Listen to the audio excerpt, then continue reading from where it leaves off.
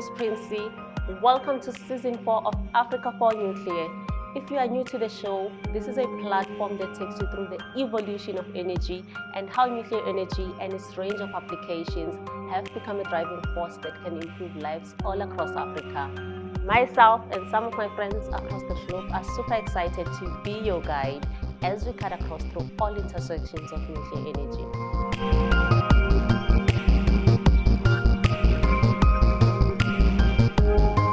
Dr. Mkhosi will be talking to us about the management and disposal of nuclear waste and safety issues around it. Max, welcome to Africa4Nuclear. It's good to have you here with us today. Thanks, Princey. It's good to be here. Now, please tell us, a lot of environmentalists and the anti-nuclear lobbyists, they raise nuclear waste as, as part of the arguments in lobbying against nuclear programs. Why is nuclear waste such a controversial issue, not only in Africa, but globally? And also, can you take us into your confidence in saying how South Africa is safely managing and disposing nuclear waste? Okay. Thank you, Princey. Nuclear waste is perceived exactly the same way as all other nuclear science and technology applications are perceived. That is in a negative way. And really the cause for that is that the public is actually not aware of how is this waste managed safely and disposed of eventually safely. But perhaps I can start by just mentioning that all the activities that pertain to the safe management and disposal of nuclear waste are actually regulated, highly regulated by the nuclear regulatory body. By those activities, I mean anything from the design, the construction, the licensing, the operation, as well as even when the facility has to be closed. So from the technical point of view, there are really many proven solutions for the safe management and disposal of the waste.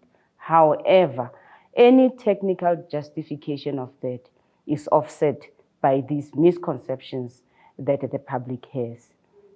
So I'm very glad to have this opportunity to allay the fears and the misconceptions by really looking into how is this waste managed and disposed of. Now tell us, how is this waste managed and disposed, particularly in South Africa? I would like perhaps to just look in general. Radioactive waste is disposed in durable containers, or referred to as casks, and these are regulated. So it means for any specific type of waste that has to go into those containers, they must be licensed to do that work. And also the facility within which they must be disposed of, the facility itself must be regulated and licensed by the National Nuclear Regulator. And in order to do that, they look into, there is what we refer to as the waste acceptance criteria.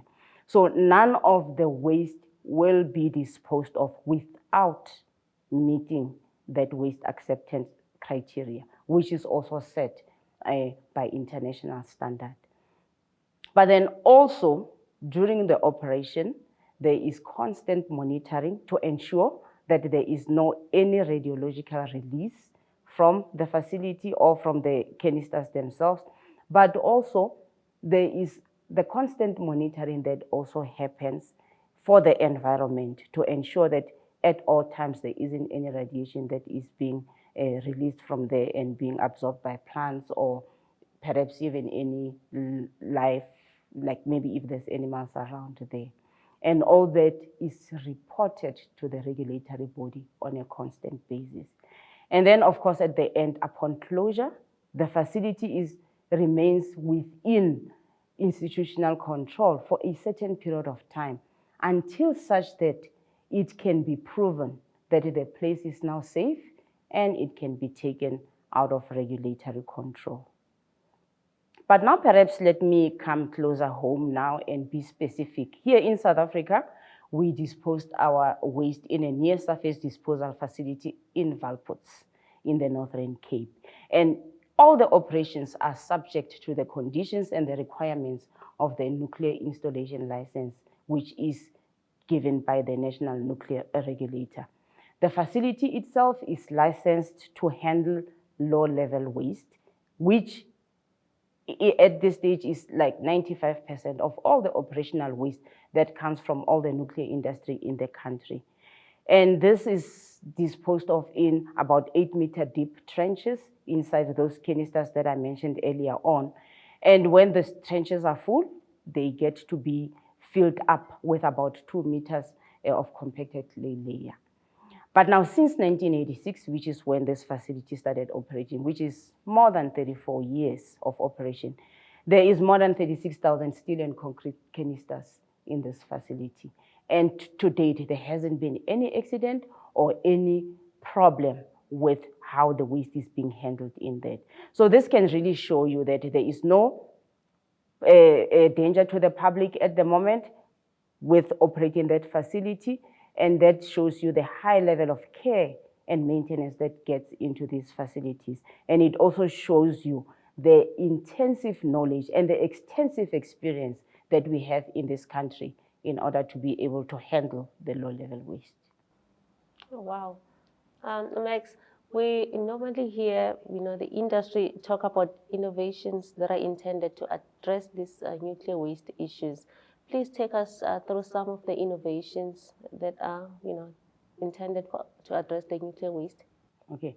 Before perhaps I talk about innovations, maybe I should mention that there are proven solutions for different types of waste. I mentioned already the low-level waste, but we also have a high-level waste or spent fuel waste. We also have the disused sources.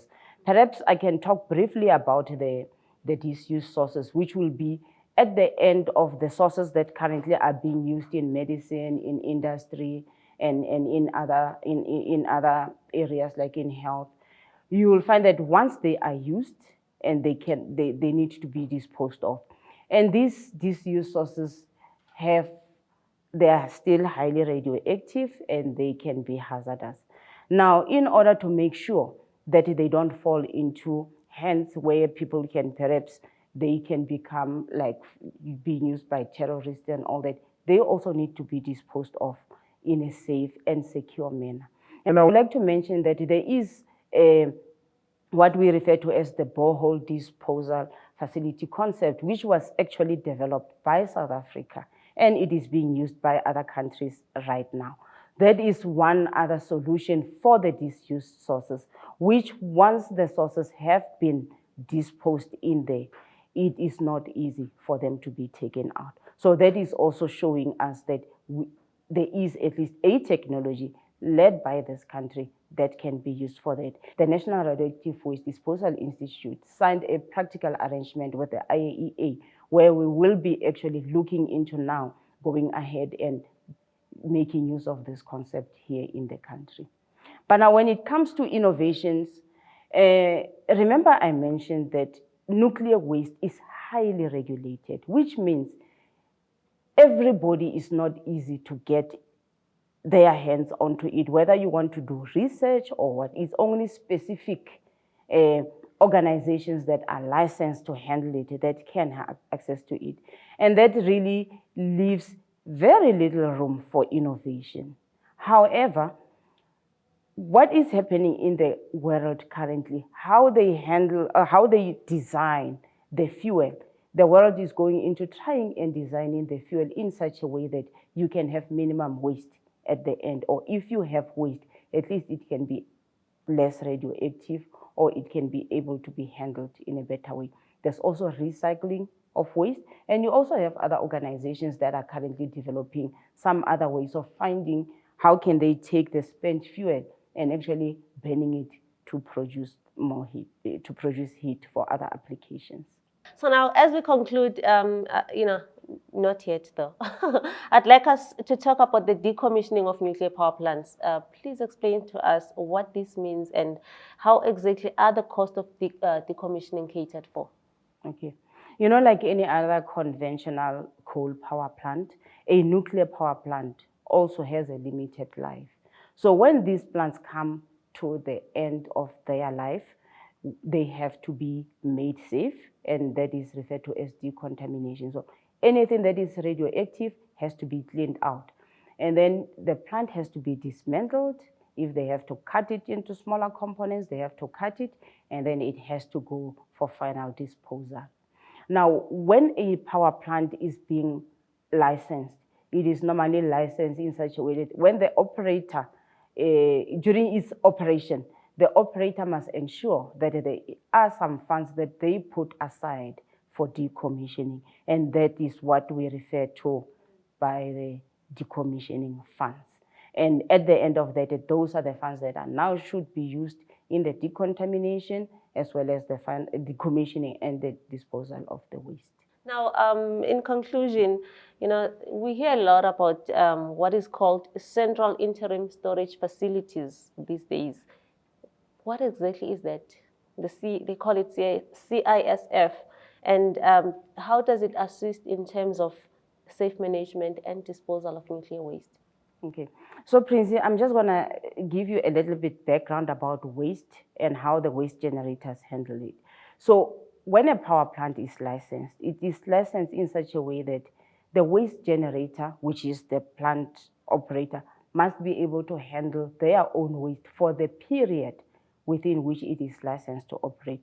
I'll give, for example, if a nuclear power plant has to operate for 30 years, the licensee must demonstrate that for that 30 years, they can be able to handle their own waste on site.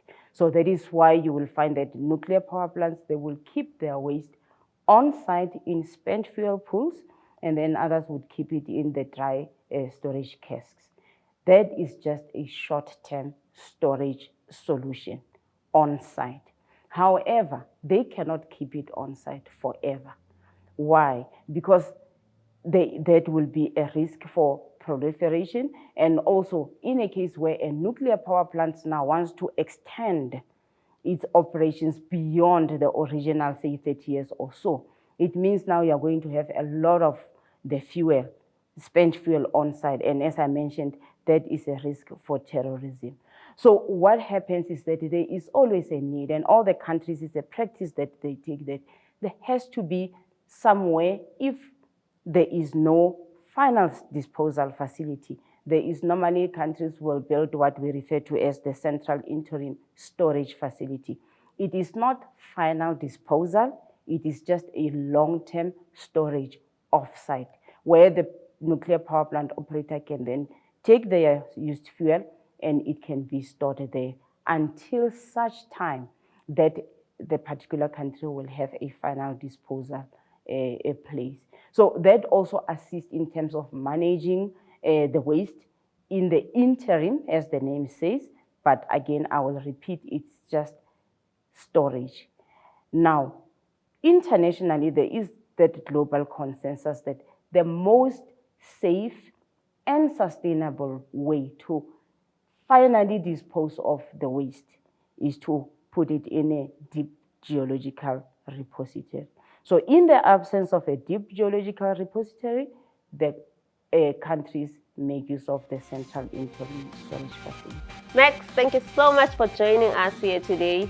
We learned a lot about the management and disposal of nuclear waste, not only in South Africa, but globally. Until next time, Talani Buino.